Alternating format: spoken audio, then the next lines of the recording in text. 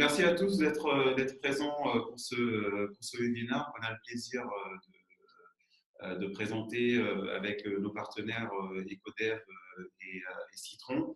Donc, Moriba Bengali, moi je suis le directeur de Astrans, donc le pôle immobilier responsable de la société Arpastrans, qui est une société de conseil et d'ingénierie spécialisée dans les métiers de l'immobilier. Donc, les interventions du pôle Astrans en particulier se font au travers trois activités. Donc, celle de conseil et d'innovation en développement durable, où on accompagne les organisations, mais également les grands projets dans la définition de stratégies de développement durable et la mise en œuvre de cette stratégie. On a également une activité d'AMO et de maîtrise d'œuvre en développement durable voilà, qui nous permet d'être présents au cœur des projets, que ce soit en construction, en rénovation, sur les bâtiments existants, donc à l'échelle de bâtiments, et à l'échelle également de projets d'aménagement. Et enfin, l'activité d'ingénierie de la performance, donc, qui est pilotée par Thomas Caillard, qui est celui qui va prendre la parole pour Astrans aujourd'hui pour ce webinaire. Donc, l'ensemble de nos activités, on les aborde sous le prisme de 5 enjeux qui nous paraissent fondamentaux pour la transformation de l'immobilier. Donc, celui de la résilience et de la résilience en particulier au changement climatique, celui du bien-être et de la santé par l'immobilier qui nous permet de recentrer la question sur le sujet de l'utilisateur, question de l'utilisateur qui nous est chère avec notre partenaire Ecodev qui travaille en particulier sur cette question-là, la préservation de la nature et de la biodiversité, les thématiques d'inclusion et enfin l'enjeu de la transition énergie et carbone, voilà, qui est en lien direct avec la thématique que nous abordons aujourd'hui, donc celui du décret tertiaire. Donc, je vais passer la parole à Vianney de Citron.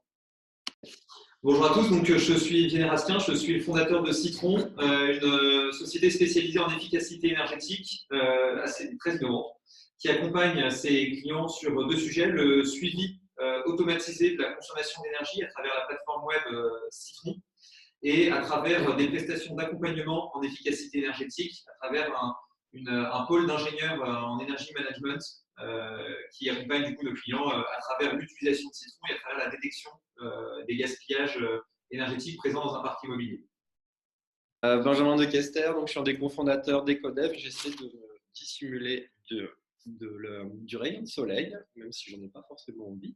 C'est pour vous. Donc Benjamin de Kester, cofondateur d'Ecodev. Nous, on est un pure player des sujets RSE et climat depuis une dizaine d'années. Donc, on travaille sur des missions de conseil, de la mise en œuvre et de la conduite du changement autour de différents sujets. Donc, d'un côté, plutôt stratégie RSE et son déploiement et plus en lignée avec le thème du jour, l'angle climat qui nous permet d'être en complémentarité avec les sujets purement énergétiques. Et donc, autour de l'immobilier, on va travailler aussi bien sur ces stratégies climat que sur des sujets plus opérationnels qui sont liés par exemple à la mobilité, à la biodiversité, comme le disait Moriba, ce qui fait une autre complémentarité entre nous. Et puis, comment est-ce qu'on arrive à embarquer les utilisateurs autour du sujet. Et c'est ce dont je vous parlerai en fin de présentation. Donc, Thomas Caillard, dans la société Arpastrans. Je suis responsable de l'activité ingénierie de la performance qui a pour but d'objectiver un peu sur la simulation, audit énergétique, diagnostic de l'existant pour optimiser la conception environnementale des bâtiments et leur bonne réhabilitation. Et donc, je vais vous présenter en partie outre le décret tertiaire, comment il est intéressant de le mettre en œuvre et les opportunités qu'il peut apporter. Donc je vais prendre ma main. Alors, je te donne la main, Thomas. C'est bon, tu peux partager ton écran.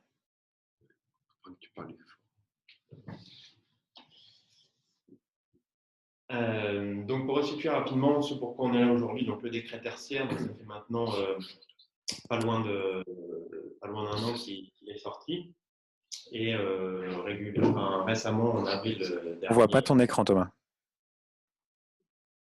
Excusez-nous pour les soucis techniques de démarrage. Tâcher de se rattraper par la suite. Donc c'est bon, là, a priori on m'entend et on voit mon écran. Oui.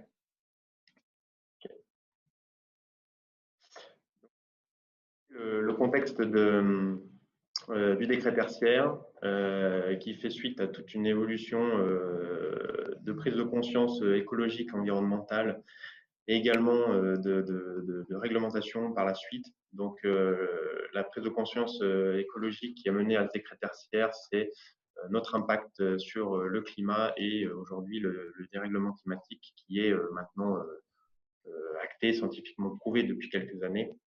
Et donc, les démarches gouvernementales, aussi bien à l'échelle européenne qu'à l'échelle française, sont mises en œuvre pour venir réduire cet impact que l'on a sur l'énergie et le climat. Pour ça, différentes réglementations se sont succédées au sein de l'Europe dans un premier temps. Donc, dès 2008, suite au protocole de Kyoto, il y a eu les fameux 3x20 qui visent à 20% de réduction des gaz à effet de serre, 20% d'économie d'énergie et l'augmentation de la part d'énergie renouvelable dans la consommation d'énergie de plus de 20%. Donc ça, c'est des objectifs qui ont été fixés à horizon 2020 sur la base des constats faits pour les pays européens dans les années 90. Ces objectifs ont été réévalués à la hausse, ont été convertis sur des objectifs plutôt à horizon 2030, ce qui concerne la France, pour des objectifs de moins 40% de réduction de gaz à effet de serre, 27 économies d'énergie, 27 parts de renouvelables. Par la suite, entre-temps, s'est déroulé les lois Grenelle, donc Grenelle 1 et Grenelle 2, qui, pour le coup, dans le cadre de notre webinaire aujourd'hui sur le décret tertiaire, a appuyé sur les consommations énergétiques du bâtiment en particulier, avec une volonté de réduire de consommation de 38%.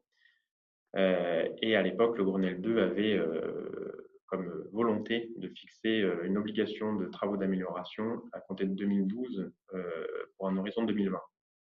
On est aujourd'hui en 2020, vous l'aurez bien vu, les travaux n'ont pas forcément commencé.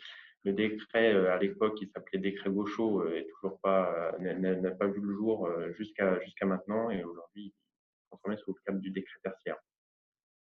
Donc est venue la loi Elan entre-temps, qui elle a imposé au niveau européen donc, les fameux taux de réduction d'énergie que l'on connaît tous maintenant, à savoir les 40% en 2030, 50% d'ici 2040 et 60% d'ici 2050, qui devaient être précisés par décret, qui est l'objet de ce webinaire aujourd'hui. Donc le fameux décret, après être sorti en 2017, avec des objectifs de mise en œuvre très rapides ou trop rapides pour le secteur, a été remis un peu à l'étude et est sorti véritablement donc, en juillet de l'année dernière.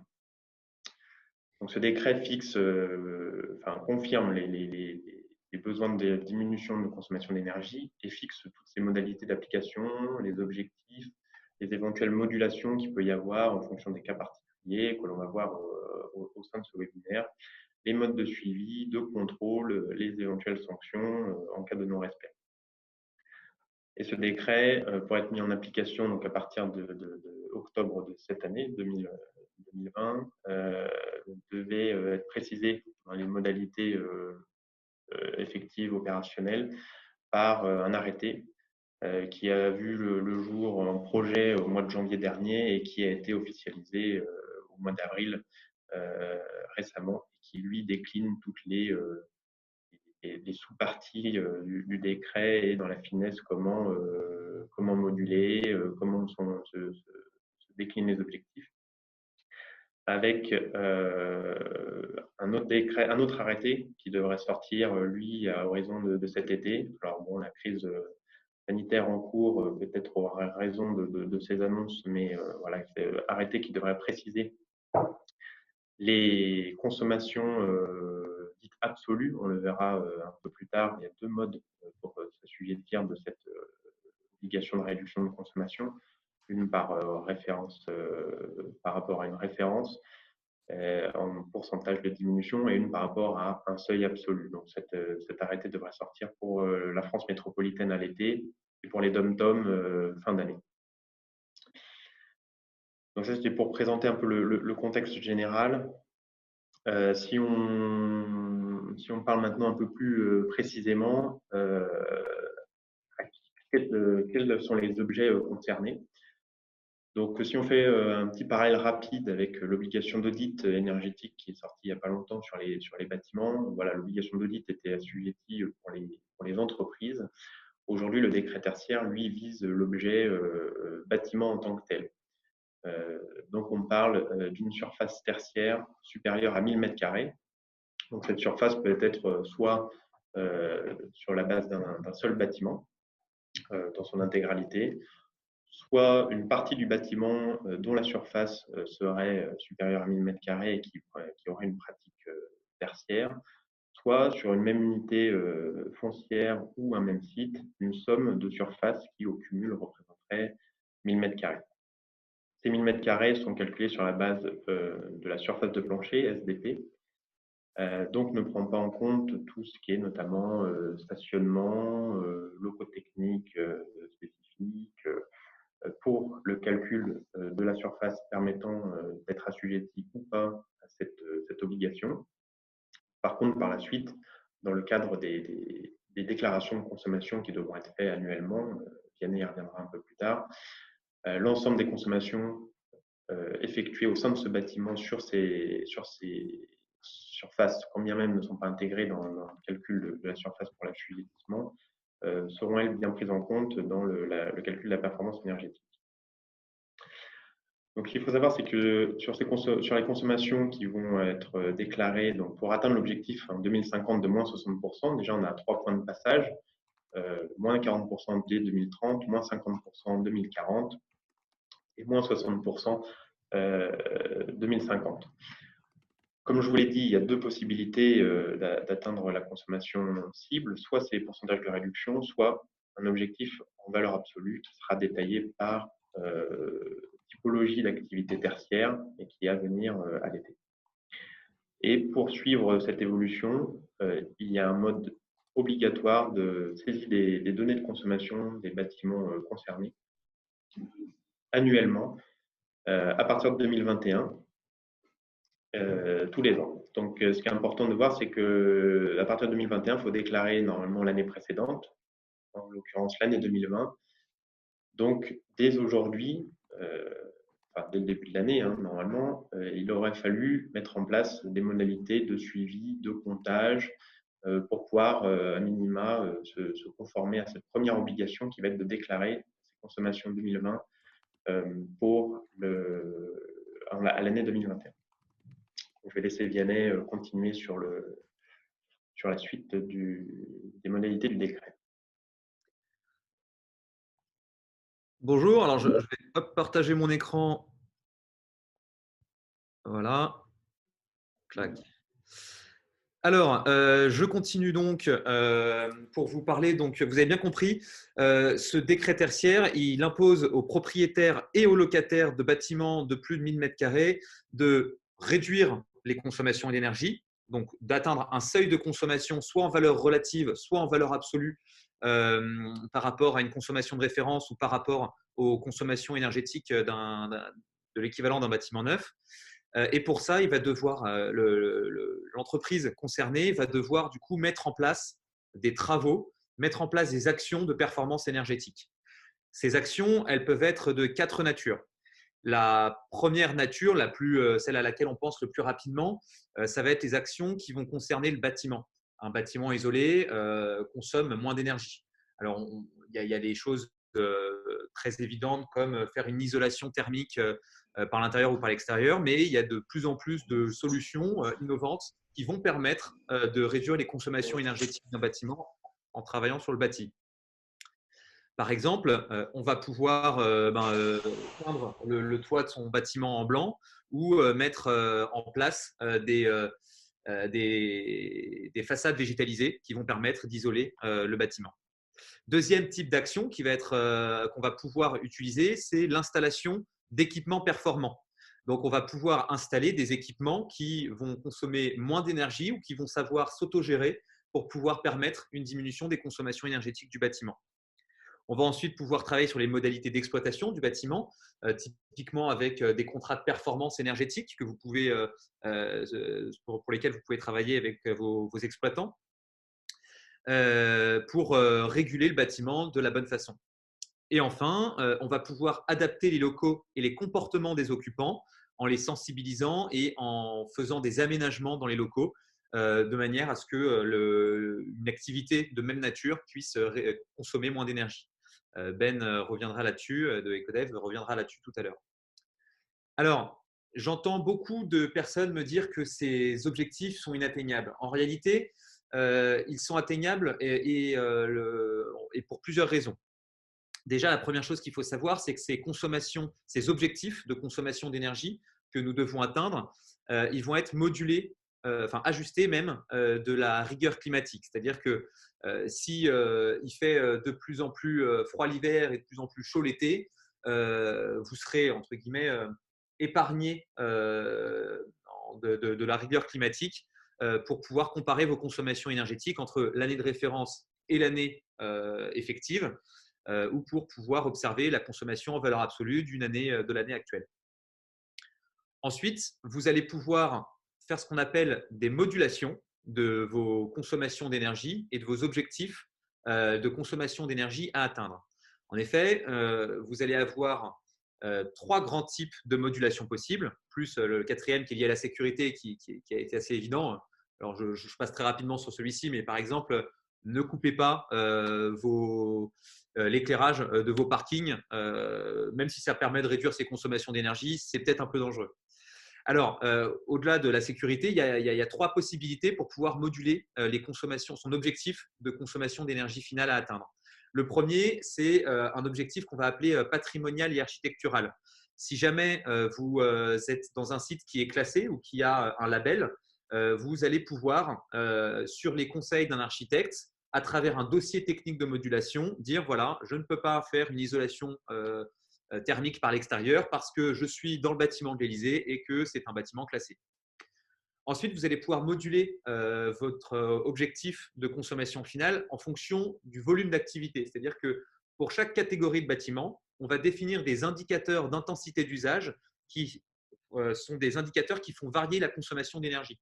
Par exemple, pour un point de vente, un magasin, vous allez pouvoir dire que plus le magasin reste ouvert, plus il est censé consommer, et que si vous consommez, et qu'il est normal du coup de consommer plus si vous restez plus ouvert.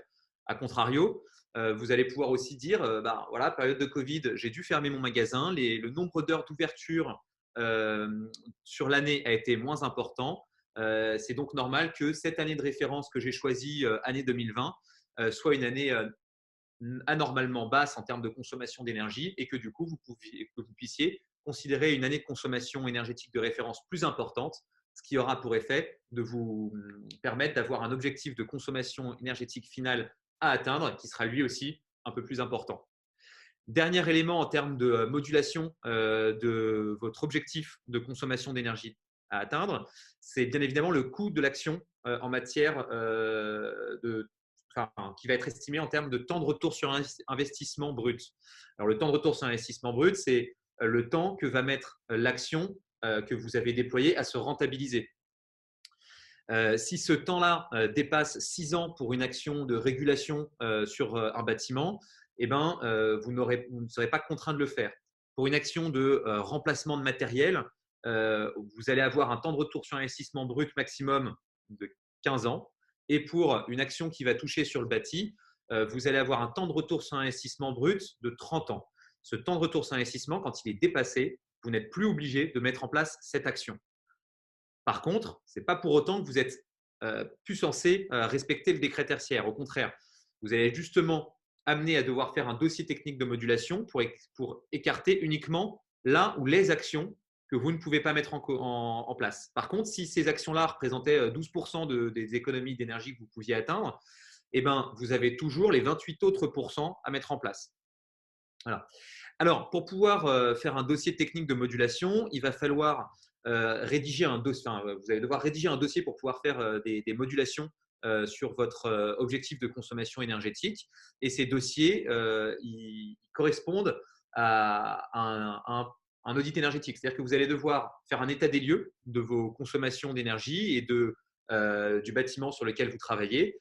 Et derrière, une analyse et la présentation des plans d'action qui vont permettre de réduire les consommations d'énergie et des actions que vous souhaitez moduler.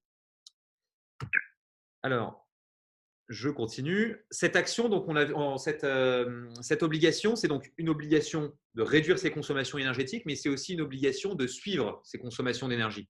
En effet, chaque année, vous allez devoir déclarer via une plateforme opérée par l'ADEME qui s'appelle Opérat un certain nombre d'éléments qui vont vous permettre, qui vont permettre à l'État de vérifier, à travers l'ADEME, de vérifier où est-ce que vous en êtes dans vos consommations d'énergie, dans la réduction de vos consommations d'énergie, dans votre projet au sens large. Alors, chaque année, vous allez devoir déclarer évidemment le type d'activité exercée sur le bâtiment, objet de la déclaration. Est-ce que c'est de la logistique? Est-ce que c'est de l'entrepôt? Est-ce que c'est de la distribution? Si c'est de la distribution, est-ce que c'est de la distribution de gros? Est-ce que c'est de la distribution alimentaire, bricolage, etc. Est-ce que c'est du bureau, etc., etc. Vous allez devoir indiquer quelle est la surface qui est soumise à l'obligation, la quantité de consommation d'énergie annuelle sur l'année précédente, l'année de référence que vous avez choisie et la consommation de référence que vous avez calculée en fonction de l'année que vous avez choisie, les différents indicateurs d'intensité d'usage qui correspondront aux activités hébergées pour que la modulation puisse se faire sur la plateforme Opérat, et un certain nombre d'autres éléments comme la prise en compte de la présence de recharge, de bornes de recharge de véhicules électriques, la présence de systèmes de production d'énergie renouvelable, etc., etc. Alors, cette déclaration, vous allez devoir le faire chaque année pour l'année précédente avant le 30 septembre. Donc voilà. Alors, tac.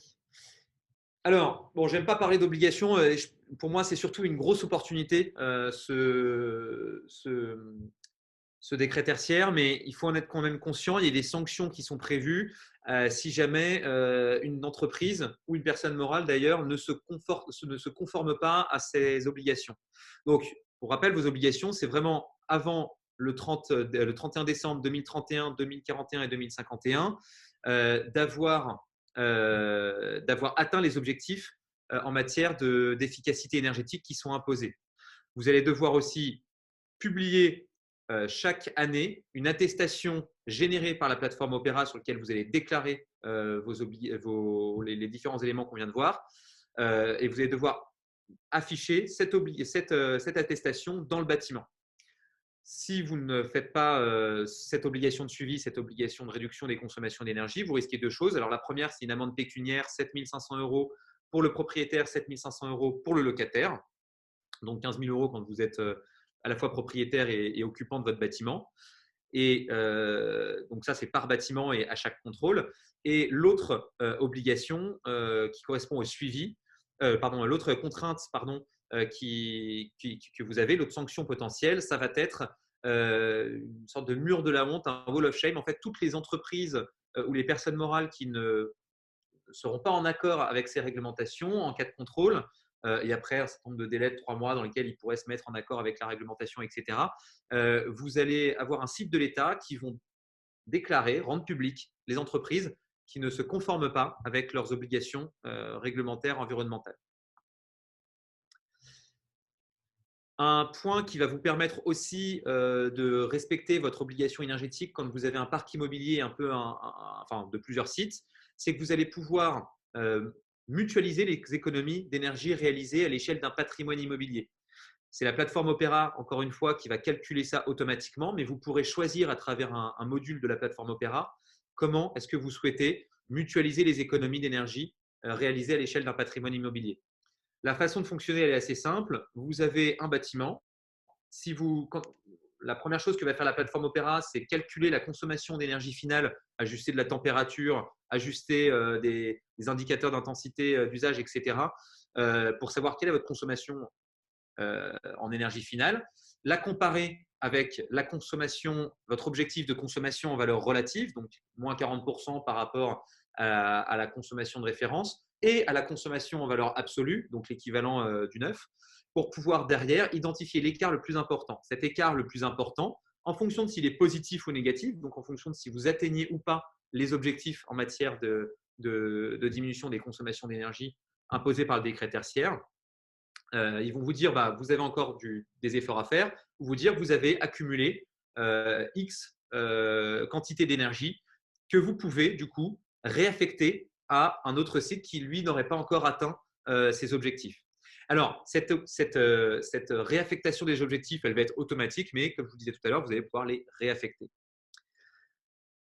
Alors, quelques bonnes pratiques pour pouvoir répondre au décret tertiaire. Alors, la première, c'est évidemment de prendre contact avec votre propriétaire, avec votre locataire, avec votre property manager pour pouvoir définir la ligne directrice et qui va être l'assujetti référent qui sera du coup en charge de déclarer les consommations d'énergie et autres sur la plateforme Opera chaque année.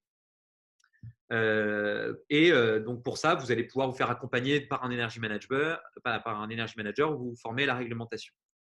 La deuxième étape qu'il va falloir mettre en place, c'est mettre un outil de suivi des consommations d'énergie en place. Cet outil de suivi des consommations, alors ça peut être si vous avez un patrimoine immobilier de un bâtiment ou 2 bâtiments, un tableur Excel qui va vous permettre du coup dans lequel vous allez rentrer chaque mois vos consommations d'énergie, archiver vos factures, etc. pour pouvoir avoir un suivi pertinent. Mais vous avez aussi aujourd'hui sur le marché un certain nombre de plateformes en efficacité énergétique qui vont automatiser ce suivi et vous permettre d'avoir à disposition des outils d'analyse, des tableaux de bord de suivi de plus en plus automatisés, ce qui va pouvoir vous faciliter la tâche, vous permettre de gagner du temps et de réduire vos consommations d'énergie beaucoup plus efficacement. Troisième étape, il va falloir choisir l'année de référence. Alors, cette année de référence, il faut la choisir en faisant très attention.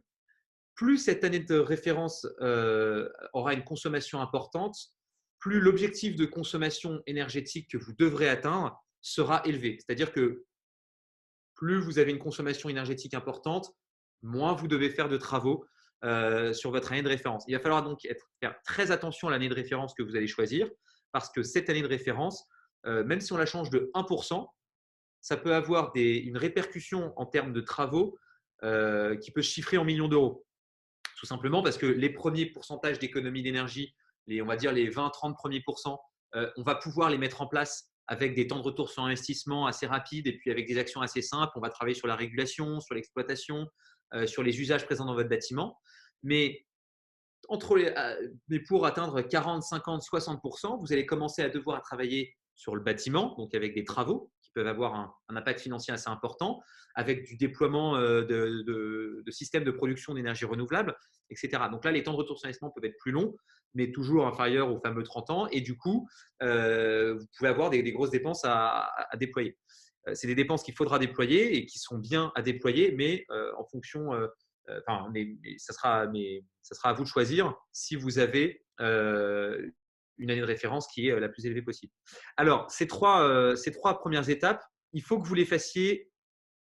J'aurais tendance à vous dire avant la fin de l'année. En réalité, vous avez 1 an, puisque vous avez 1 an pour pouvoir la prochaine déclaration à faire en termes de consommation d'énergie sur la plateforme Opera, c'est avant le 30 septembre 2021. Par contre, vous allez devoir déclarer les consommations entre le 1er janvier 2020 et le 31 décembre 2020. C'est-à-dire que vous êtes déjà en train de consommer de l'énergie que vous allez devoir déclarer l'année prochaine. Donc, il faut vraiment ne pas traîner sur la mise en place d'un outil de suivi des consommations énergétiques et sur l'établissement d'une ligne directrice avec les parties prenantes du projet. Là, pour le coup, une référence, vous pourrez le faire en début d'année prochaine. Ensuite, de manière générale, vous allez recommencer chaque année les 3 étapes suivantes. Donc,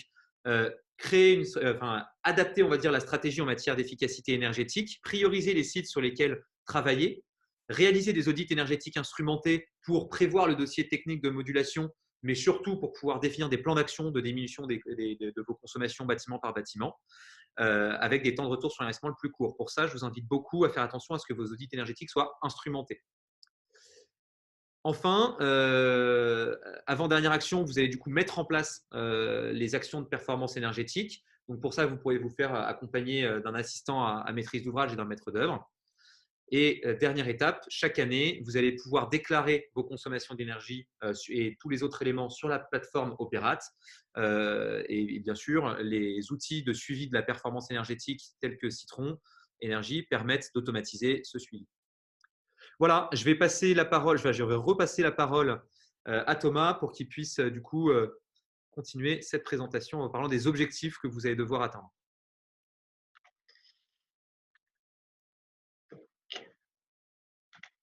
Donc, Thomas, si tu peux me passer la main. C'est bon, tu peux. Il faut juste que Vianney, du coup, coupe le partage d'écran. C'est bon.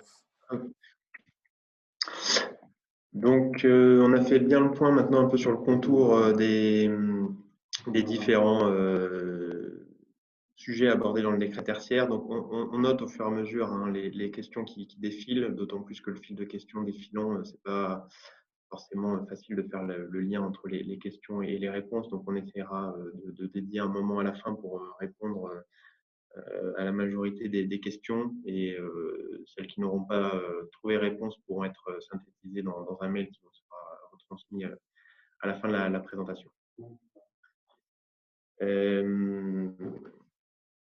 Juste, a priori, on ne le voit pas. Voilà.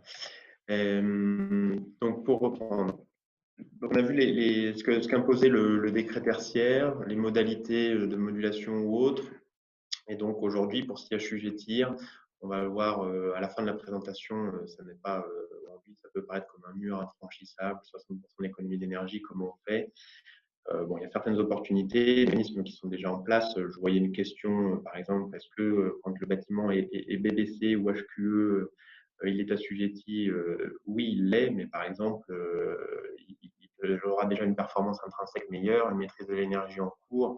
Donc voilà, c'est tous ces mécanismes d'opportunité, de mutualisation, d'approche qui permettront à terme cette atteinte des objectifs. Pour atteindre ces objectifs, dans le bâtiment, c'est un peu on peut passer sur un mode un peu mathématique. On a plusieurs leviers, comme l'a exprimé Vianney, qui sont les actions de régulation, de changement d'équipement, ou bien d'amélioration de la paroi du bâtiment de façon intrinsèque. Donc, ils vont chercher, en fonction des typologies d'actions, différents gains possibles. Et donc, là, ce que je vous présente ici, c'est la logique thermique, entre guillemets, et énergétique d'un bâtiment qui fait parfois un peu contresens à la logique économique. Je m'explique.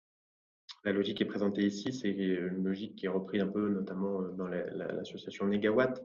C'est une logique, avant de faire des travaux, on consomme juste, on réduit les gaspillages, la régulation, la sensibilisation, on consomme moins, donc réduire les besoins, les travaux d'enveloppe, les apports internes. Donc c'est là où je dis qu'il y a un peu une contre-logique économique, c'est qu'aujourd'hui on a tendance à dire bon bah pour réduire mes consommations d'énergie, je n'ai pas forcément 2 millions à dépenser dans ma façade, donc je préfère dépenser 100 000 euros dans mon groupe froid. Je vais gagner comme ça 10%, 10-20% d'économie d'énergie et je suis déjà un bout du chemin. Sauf que le jour où il faut que j'aille chercher les 50% restants, là pour le coup, je suis obligé de m'attaquer à des choses un peu plus costauds. Et en fait, je vais réduire mes besoins ou je vais les déplacer, soit en chaud, soit en froid. Et le groupe froid que j'ai changé il y a 5 ans, potentiellement, bah, il est plus en adéquation avec mes nouveaux besoins. Il ne fonctionne plus dans ces bons étages de performance. Et donc, au final, les 20% que j'ai gagnés au début se transforment en peut-être une dizaine de pourcents à la fin. Je n'ai pas maximisé mes gains. Donc, il y a une approche économique dans un premier temps, une approche vraiment complète, globale à l'échelle du bâtiment qui peut faire sens de respecter avec cette forte imposition de réduction. Une fois qu'on a travaillé sur ces deux volets, on a le volet comportemental également, que détaillera plus en détail Benjamin, qui lui a un fort impact, l'usage du bâtiment et son usage économe. Et tout à la fin, il y a un phénomène de compensation, c'est-à-dire une fois qu'on a réduit au mieux nos besoins, bah, on vient mettre en place les énergies gratuites de récupération sur site ou éventuellement renouvelables que l'on souhaite mettre en œuvre, toujours dans la logique du décret tertiaire. On parle en économie d'énergie, mais sa logique est inscrite dans la notion réduction des consommations des émissions carbone, dans la logique de réduction d'impact climat. Donc, tout ce et énergie renouvelable et autres sont bien entendu les bienvenus. Toujours dans le but d'atteindre ces moins 60%, donc c'est quelque chose de significatif. Il y a deux éléments à prendre en compte. Il y a un élément, donc, comme c'est significatif, comme je l'ai dit avant, il faut prendre par ordre les axes d'amélioration possibles et il faut bien les agencer. Pour bien les agencer, on parle aujourd'hui d'un objectif en 2050. Aujourd'hui, les objectifs sont fixés, à 2050 et donc sont à long terme. Et donc, il faut, et à long terme, on voit que le dérèglement climatique, lui, peut se faire également. Donc, aujourd'hui, les projections climatiques montrent qu'en 2050, souhaite se limiter à une augmentation de 2 degrés, mais les projections scientifiques montrent qu'on peut s'orienter vers un dérèglement de l'ordre de 3 à 4 degrés. Et donc, c'est quelque chose à prendre en compte dès maintenant dans la réhabilitation des bâtiments, qui peut s'intégrer dans une ingénierie embarquée en conception par des simulations avec des scénarios climatiques projetés qui permettent d'une part de fiabiliser les économies d'énergie projetées à date, et d'autre part, les gains en consommation, c'est une chose, les gains en CO2, c'est une autre, mais le bâtiment, ça reste avant tout un objet qui accueille des occupants et notamment la performance d'une entreprise par ses bâtiments tertiaires se traduit notamment par le confort des occupants qui, dans un bâtiment, basiquement, l'énergie, c'est une chose, mais 90% du budget d'un bâtiment, c'est la masse salariale. Donc, si la masse salariale n'est pas satisfaite de son confort, ça pose problème et c'est contre-intuitif avec les économies d'énergie générées. De la même manière, ces études doivent être faites sur d'autres notions que celles qui sont faites aujourd'hui. Aujourd'hui, on raisonne beaucoup de température d'air pour stimuler un confort d'une personne. Or, le confort d'une personne au sein d'un bâtiment, c'est un panel de critères tels que la température d'air, effectivement, mais la réverbération des parois, l'humidité, la vitesse de l'air, comment on s'habille. Donc, tout ça est à prendre en compte dans la conception du bâtiment et sa rénovation. Un truc tout bête, pour arriver à un confort en été d'une certaine température ressentie par une personne, soit on met la clim à 21 degrés et on consomme à fond de l'énergie électrique, soit on la met à 24, mais on génère un débit d'air plus fort qui va générer le même ressenti d'un point de vue utilisateur, mais sauf qu'on aura un delta de température de 3 degrés différent et donc d'un point de vue consommation beaucoup plus faible. C'est l'équivalent de votre ventilateur que vous mettez dans votre séjour, pour ceux qui n'ont pas la climatisation. Vous avez l'impression qu'il fait frais, mais en fait, vous brassez de l'air chaud. Et je laisse Benjamin nous parler un peu du comportemental qui joue un rôle important dans les économies d'énergie. Merci Thomas. Je vais juste te demander de rendre le partage d'écran pour que tu puisses prendre la main dessus. C'est bon.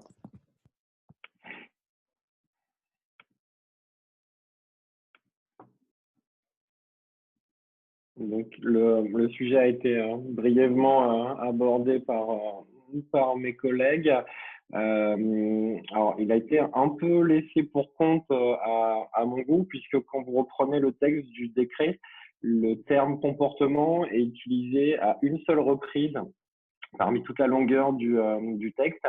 Et par effet de chaîne, les usagers, la notion de comportemental appliqué à l'occupation des bâtiments est un peu le parent pauvre de ce décret, alors que en grande masse, il y a de forts viviers d'économies à obtenir, notamment au regard de l'investissement pour la conduite du changement, puisque globalement, en s'y prenant bien, on peut obtenir des ROI très importants car les investissements sont quasiment nuls. Le pendant à tout ça, ça veut bien changer, merci. Le pendant à tout ça, c'est que la conduite du changement, c'est quelque chose qui n'est pas simple. Tout le monde est conscient qu'il faut changer, mais peu de monde sont réellement prêts à changer. Et tout ça, c'est tout simplement parce que c'est un phénomène un peu naturel qui est la peur de changer et surtout la peur de perdre du confort. Nous, ça fait 10 ans qu'on travaille avec des responsables immobiliers et puis des responsables de services généraux. Très clairement, il y a la température de confort et il y a la température de paix sociale. Donc ça, il faut savoir habilement jongler avec tout ça et surtout bien impliquer les utilisateurs pour que chacun comprenne qu'il a sa part à faire et que sa part à faire peut lui apporter aussi des bénéfices. Et ça, globalement, ça passe par de la communication. Et il existe divers moyens pour ce faire. Alors nous, on travaille beaucoup sur ces sujets. Je suis désolé pour ceux qui sont les adeptes de l'affichette à la machine à café. Aujourd'hui, ça ne fonctionne pas pour embarquer les collaborateurs. Donc, il faut leur donner des petits coups de pouce et la traduction de ce coup de pouce en langue anglaise s'appelle les nudges. Donc, c'est un exemple pour embarquer les collaborateurs qui sont globalement de leur donner des repères, de surtout susciter à l'engagement, les rendre acteurs de la démarche et surtout le faire en évitant les phénomènes anxiogènes qui ont plutôt tendance à créer des replis sur soi-même, mais au contraire y mettre un petit peu de fun et voir du ludique. Vous avez un exemple là que j'aime beaucoup, qu'on retrouve dans une gare avec un escalier qui a été habillé en piano. C'est un escalier qui, en plus de ça, est musical. Et bien, globalement, je crois que la part d'utilisation de cet escalier a été augmentée de 50% par rapport à l'utilisation de l'escalator. Donc, on voit qu'avec, en se creusant un petit peu la tête et avec un peu d'originalité, on peut réussir à rendre le sujet plutôt sympa, là où il pourrait apparaître comme étant un sujet véritablement technique, donc un peu distant finalement d'un usager d'un espace tertiaire, par exemple. Donc ça, c'est pour revenir sur des notions un peu plus terre à terre, mais qui ont globalement leur importance. Et à l'inverse, pour prendre un petit peu de hauteur, et Thomas Vianney l'ont bien dit tout à l'heure, les chiffres et les objectifs de réduction des consommations énergétiques peuvent paraître vraiment très très ambitieuses et difficiles à atteindre. Pour mettre un peu de relief à tout ça, quand on suit la stratégie nationale bas carbone, donc qui est finalement l'adaptation, la déclinaison française des accords de Paris, la France s'est engagée à atteindre une réduction de ses émissions de gaz à effet de serre de l'ordre de 75% d'ici à 2050. Tout cela aussi en atteignant la neutralité carbone, donc en créant des puits de carbone pour aller compenser, finalement, contrebalancer le résiduel. Quand on regarde ça avec une approche sectorielle, ce qui est le cas pour la stratégie nationale bas carbone, pour le métier du bâtiment, de la construction au sens large, pour que ce secteur fasse sa part, on doit obtenir une réduction de 83% des émissions de gaz à effet de serre. Et ça, c'est intimement lié, c'est pas forcément linéaire, mais c'est intimement lié à la consommation énergétique. Donc finalement, moi, ce que j'aime beaucoup dans ce décret, c'est que c'est vraiment une traduction opérationnelle et adaptée au secteur de l'immobilier d'une stratégie beaucoup plus large et qui est une stratégie à laquelle on doit fortement contribuer puisque c'est le seul moyen que l'on ait pour parvenir à cette limitation à 2 degrés à horizon 2100, voire à 1,5. Et encore, la messe n'est pas forcément dite puisque les phénomènes climatiques sont pas forcément totalement maîtrisés dans leur modélisation. Et de ce fait, c'est pour moi à minima un objectif à atteindre. Pour parler des outils qui vous permettent de modéliser tout ça, donc notamment sur l'approche sectorielle bâtiment, vous avez deux super outils qui existent. Le premier, c'est une version anglo-saxonne qui s'appelle le SBTI, donc Science Based Target Initiative, qui vous aide à modéliser les trajectoires à suivre en fonction de vos émissions de gaz à effet de serre actuelles, en vous donnant les points de passage à suivre et donc les fameux jalons qu'on peut retrouver dans le décret tertiaire à horizon 2030, 2040 et 2050. Et son confrère français, donc avec l'aide du CDP notamment, développé par l'ADEME, s'appelle la méthodologie ACT et vous permet justement d'évaluer dans quelle mesure votre stratégie climat ou votre stratégie immobilière, plus exactement pour parler de secteur, est compatible avec la trajectoire de degrés. Donc, on voit vraiment que tout ça est intimement lié et que même si en rentrant dans le détail, ça nous paraît être quelque chose de très compliqué à obtenir, c'est loin d'être impossible et ce qui est sûr, c'est que globalement, cela est nécessaire. Pour information, pour les acteurs de l'immobilier, vous pouvez actuellement, jusque début octobre, déposer un dossier auprès de l'ADEME. Donc, n'hésitez pas à nous demander les contacts, on vous transmettra ça avec plaisir, pour vous faire cofinancer par l'ADEME l'évaluation de votre stratégie climat.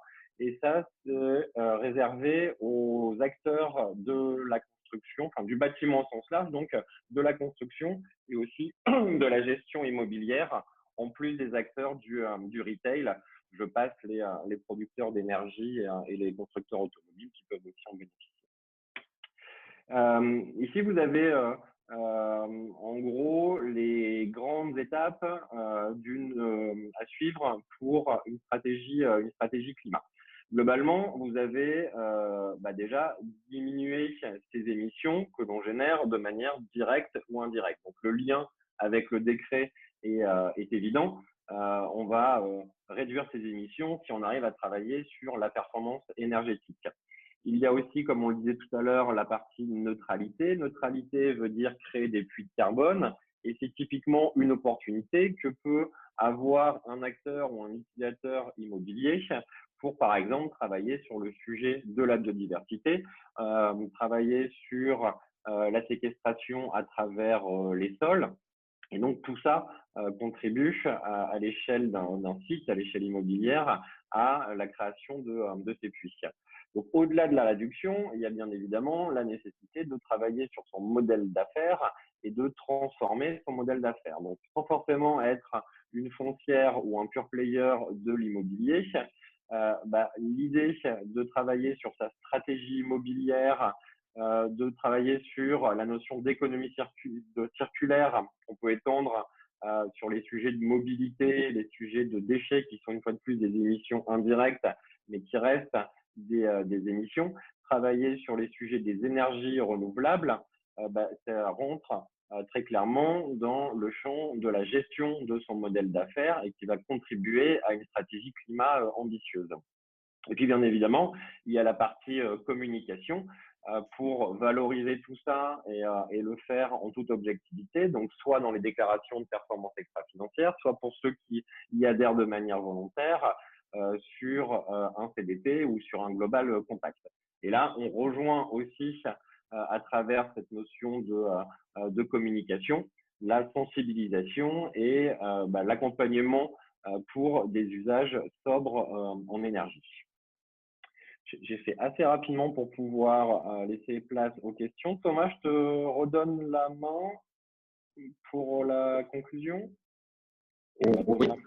Me l'a repris, donc l'autre Thomas me l'a repris, donc normalement tu peux y avoir accès.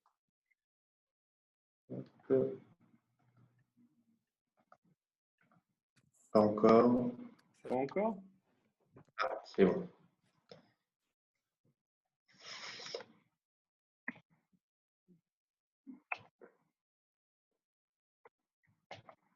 Voilà. Donc, pour continuer effectivement sur les opportunités, donc rassurez-vous, hein, on dépasse un peu le timing. On s'était prévu un petit quart d'heure de questions-réponses et on va essayer de conserver un petit peu de temps quand même.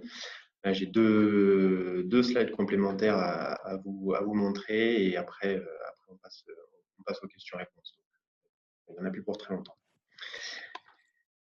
Donc, pour continuer sur la notion d'opportunité et non pas de contrainte, le,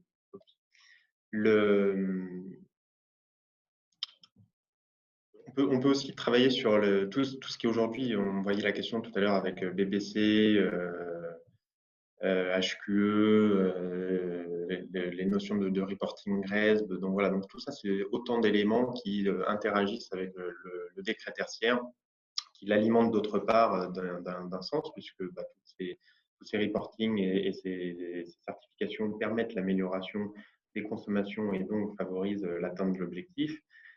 Et à l'inverse, le décret tertiaire peut amener à mettre en place ce genre de démarches vertueuses. Et aujourd'hui, les briques énergie et carbone sont assez représentatifs dans les notations de ces éléments, donc permettent de mieux avancer. Une autre complémentarité, la complémentarité avec l'audit énergétique. Donc, j'ai eu tout à l'heure une question passée, est-ce que le décret tertiaire permet de s'affranchir de l'audit énergétique ou vice-versa? Non. Aujourd'hui, c'est considéré comme deux éléments complémentaires. Le décret tertiaire visant la réduction de consommation énergétique alimentant l'ensemble du programme d'action à décliner sur un bâtiment ou le patrimoine. Donc, une sorte de boucle itérative.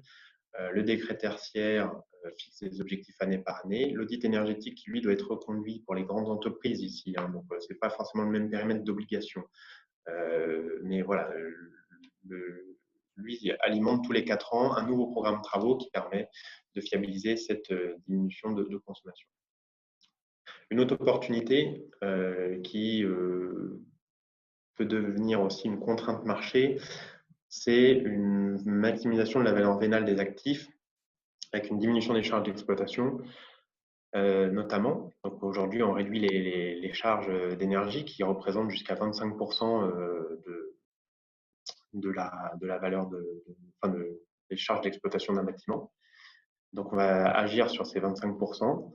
Donc on replace le bâtiment d'un point de vue locatif et éventuellement dans les zones tendues d'un point de vue achat également, avec notamment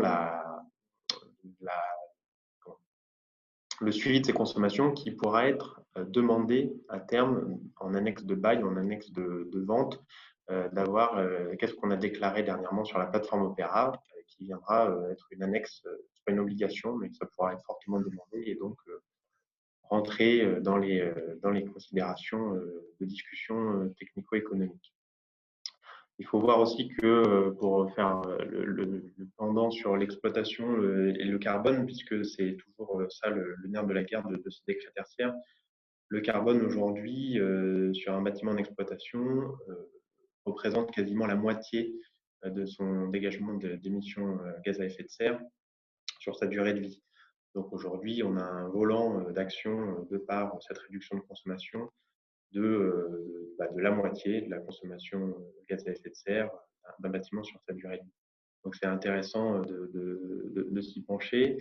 Et une petite ligne dans l'arrêté également sur ce sujet de réduction de carbone, c'est la notion de substitution d'énergie. C'est-à-dire qu'aujourd'hui, on demande la réduction d'énergie, mais on a aussi une imposition lorsque, pour cette réduction d'énergie, on opte pour un autre mode de production, typiquement une chaudière gaz que je remplacerai par le raccordement à un réseau de chaleur.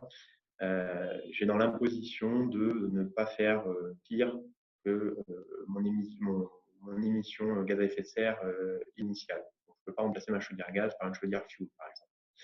Donc voilà, tout ça montre la cohérence du décret tertiaire sur l'atteinte des objectifs bas carbone. Et donc, avec l'interaction des autres éléments qui sont autour, également les annexes environnementales qui sont mises en place, elles, pour lier le bailleur à son locataire. Tout ça crée un univers d'outils, de méthodes et de démarches qui sont très complémentaires.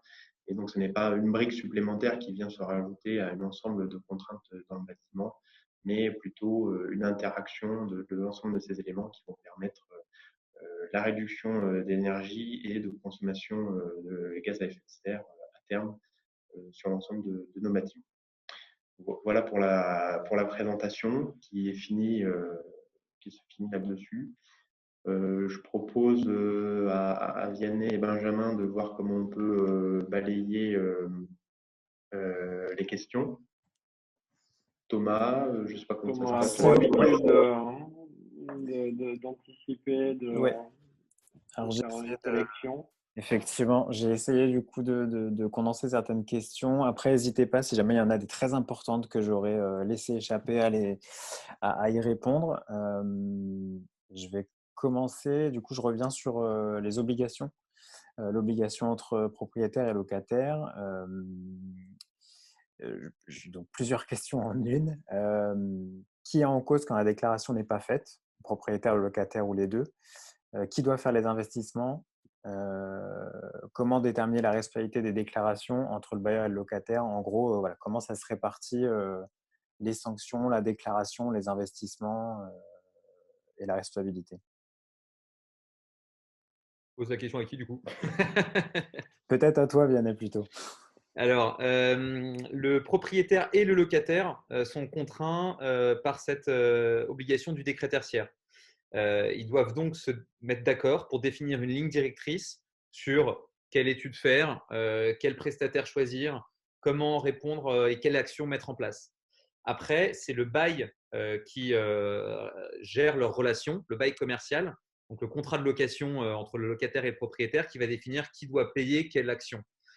Typiquement, en général, les baux commerciaux prévoient que tout ce qui est immobile dans le bâtiment et tout ce qui reste dans le bâtiment, donc évidemment tout ce qui est les murs, tous les outils d'exploitation comme la CTA ou ce genre de choses, l'éclairage des parkings, etc., ça incombe au propriétaire. Par contre, quand on est sur un outil qui peut, enfin, une action qui porte sur un outil qui pourrait être déplacé, par exemple, du cloisonnement, du luminaire, du système de chauffage ponctuel, tout ça, c'est enfin privatif.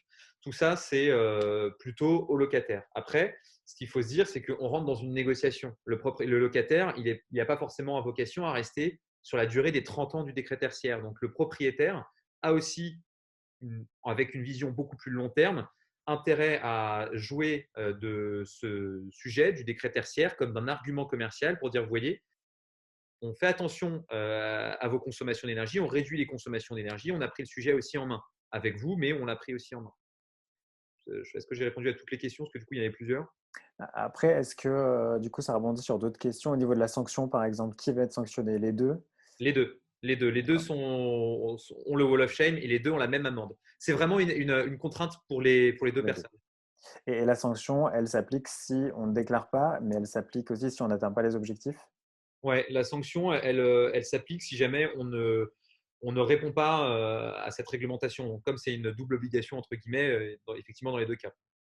Merci. Alors, je crois que du coup, j'ai essayé de prendre plein de questions en même temps et ça doit répondre à plusieurs des questions. Je rebondis. Comment on intègre les évolutions du bâtiment, comme une augmentation du nombre de collaborateurs, comme si on rajoute un terrain dans le futur, également Alors, si on change l'usage des locaux. Voilà. ouais. Tout ça, ça va être ça va être pris en compte.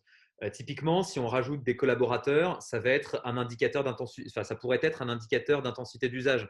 Si vous êtes dans du bâtiment, plus il y a de personnes dans le bâtiment, plus le bâtiment consomme. Donc, c'est un indicateur d'intensité d'usage. Après, si on fait des travaux qui vont agrandir le bâtiment, là, on va augmenter la surface. Donc, la consommation d'énergie du bâtiment, comme on l'observe par rapport à la surface, va diminuer parce que vous allez avoir une nouvelle surface qui va consommer moins parce que vous allez a priori la faire dans les règles de l'art des bâtiments nouveaux.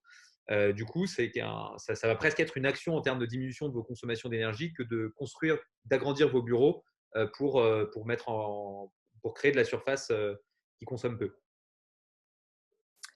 Merci. Autre question, à la volée, à partir de quelle année de construction du bâtiment le décret s'applique-t-il? Comment s'applique ce décret sur les immeubles neufs? 2018. Alors, c'est novembre ou décembre 2018, je crois, mais c'est presque un vide juridique qui ne va pas tarder à être comblé. En fait, tous les bâtiments sont concernés, les bâtiments neufs aussi, puisque les bâtiments neufs d'aujourd'hui ne seront pas les bâtiments neufs en 2030, en 2040. Et puis, les seuils vont évoluer. Donc, tous les bâtiments sont concernés, mais pour l'instant, il y a une sorte de vide juridique où, comme le décret est paru à une certaine date et que du coup, il ne peut concerner que les bâtiments qui étaient existants, etc., après novembre 2018, vous n'êtes pour l'instant pas concerné. Il y avait une deuxième question? Je crois pas, non. Non. J'en ai une que je trouve très intéressante. C'est quelle est la place de l'énergie manager dans tout ça?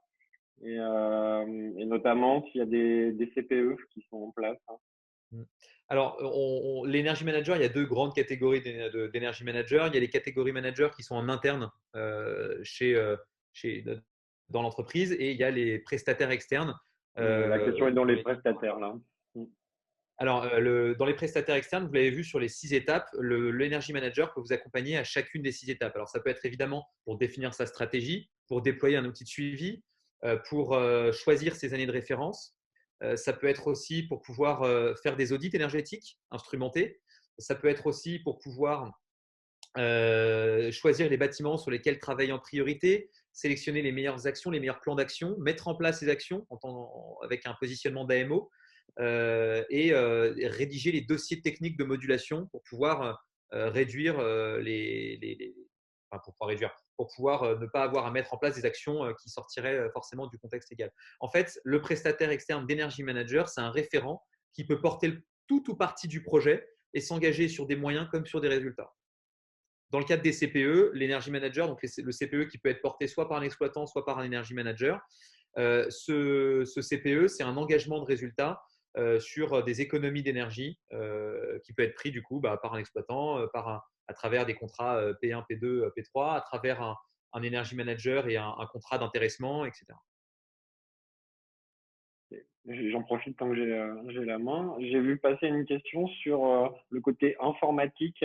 Est-ce qu'il existe des passerelles, notamment des API, entre Opérat et des systèmes du marché? Oui. Alors, Citron, là, je parle à titre personnel, la plateforme Citron Énergie permet de connecter automatiquement la plateforme Opéra pour y déverser toutes les données réglementaires. Donc, quand votre patrimoine immobilier est sur Citron Énergie, mais il existe aussi d'autres plateformes, mais quand votre patrimoine immobilier est sur Citron Énergie, vous avez le choix en fait entre vérifier la déclaration avant qu'elle se fasse automatiquement ou faire la déclaration automatiquement. Mais vous gagnez énormément de temps parce que déjà dans le temps de déclaration, ça peut prendre beaucoup de temps parce que c'est une déclaration par bâtiment, mais aussi et surtout dans le suivi parce que qui dit déclaration annuelle nécessite de suivre les consommations d'énergie, les plans d'action, la complétude des données que vous possédez, les moyens de justification des données que vous déclarez, etc. etc. Tout ça, c'est des choses qui peuvent être automatisées à l'échelle d'un patrimoine immobilier à travers des actions comme Citron Énergie. Ok, merci. Thomas, tu as des questions pour Thomas, peut-être pour conclure Alors, Thomas, moi, il y a prendre des parts de réponse, ouais. Ouais, non, moi j'avais juste une question qui était un peu plus philosophique peut-être sur la notion de niveau de pénalité au regard des enjeux construction et rénovation qui peut être décorrélé, à savoir une grande entreprise peut à la limite s'affranchir des 7 500 euros. Quid des PME? Est-ce que vaut mieux pas payer les 7 500 euros versus quelques millions d'investissements sur un bâtiment? Donc, effectivement, ce niveau, enfin, moi je trouve que le décret tertiaire, en tout cas, donc c'est un point de vue personnel, a le mérite d'imposer une règle de conduite, des objectifs de résultat charge à qui il entend de trouver les objectifs de moyens, soit par toutes les démarches qu'on a vues, hein, qui nécessitent plus des opportunités que des contraintes, par la mise en place d'une stratégie personnelle. Si cette stratégie vise à payer annuellement les 7 500 €, j'ai envie de dire tant pis. Je pense que la limite de l'exercice des euros, c'est toujours le même. C'est que si on met 1 million, on va nous dire ouais, mais justement la PME, dès qu'elle n'a pas rénové son vitrage, bah, elle est coulée. Si on met 1 000 €, personne ne fait rien.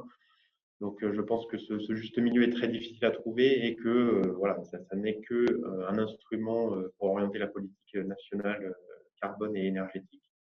Et qu'il ne Thomas, faut pas, enfin, à la mesure du possible, il faut essayer de raisonner sur son action de l'entreprise, qu'est-ce qu'elle veut faire également dans le cadre de sa politique RSE, de son impact national. Est-ce qu'elle veut participer à l'engagement qui est notre problème à tous, c'est pas forcément tout recentrer sur les euros, même si au final, ça reste souvent une nerf de la guerre.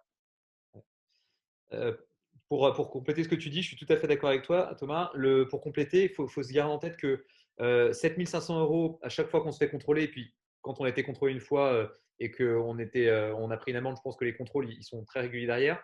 Mais surtout, c'est 40, 50 et 60% de coûts énergétiques que vous payez en plus. Et puis, il y a cet impact en termes de communication sur ce wall of shame où on va déclarer les personnes qui ne répondent pas à leurs obligations environnementales, que vous soyez coté ou que vous soyez en B2B ou que vous soyez en B2C.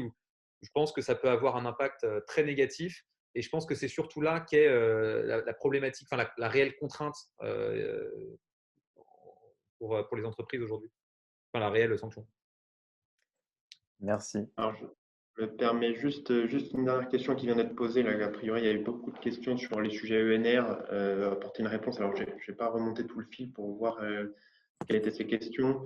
Aujourd'hui, l'ENR est considérée si elle est produite et autoconsommée sur site. C'est-à-dire que ce n'est pas une notion de réduction de l'objectif. Les consommations sont jugées sur ce qui est facturé à l'entrée du site. Par exemple, de la production photovoltaïque sur site que vous autoconsommez, mécaniquement, vous allez consommer moins sur le réseau, donc elle va se retrouver de façon intrinsèque déduite. Par contre, si vous faites appel à une énergie renouvelable extérieure, en l'occurrence, la question qui est se posée régulièrement, c'est quid si j'ai un contrat 100% ENR sur mon électricité. Là, pour le coup, c'est pas intégré. La logique étant, on veut une logique bas carbone et la question se pose, par exemple, si j'utilise l'électricité réseau 100% ENR, quid de mon dégagement carbone pour financer, entre guillemets, la centrale photovoltaïque globale de la région? Est-ce que finalement mon impact carbone n'est pas tout aussi fort que de réduire mes consommations intrinsèques? On est vraiment sur la sobriété énergétique avant le recours aux énergies renouvelables, hein, tel que je le présentais. C'est vraiment le dernier recours. Une fois que j'ai mon besoin final, je l'optimise avec les énergies renouvelables que j'ai. Donc, je ne sais pas si ça répond un peu aux questions, mais voilà un peu l'approche du décret d'Arcière sur le sujet. Il y a beaucoup de questions auxquelles on n'arrivera pas à répondre. N'hésitez pas à aller sur le site citron.io. Il y a un formulaire de contact. Un ingénieur spécialisé en efficacité énergétique répondra à vos questions. Merci. Et dans tous les cas, oui, on reste tous à disposition pour répondre à vos questions plus précisément et vos contextes particuliers. Merci à tous. Je ne sais pas si Benjamin ou Vianney ou Thomas voulaient dire un dernier mot. Ben, merci en tout cas pour les participants. Il y a beaucoup de questions qui sont posées pour obtenir la présentation. Donc Thomas, je pense, va se charger de vous transmettre tout ça. Donc, tout à fait. Les personnes inscrites et participantes. Et au moins de notre côté, si vous voulez faire tourner ce webinaire, ou si certains n'ont pas pu le suivre en entier ou raté le début par exemple, ce sera disponible en replay sur Ecodev TV, la chaîne YouTube. Et pareil, on vous enverra le lien dans le mail. Mes confrères feront pareil sur leurs canaux de leur côté. Merci. Merci à tous. Merci à tous, merci à vous. À bientôt. Merci, à bientôt.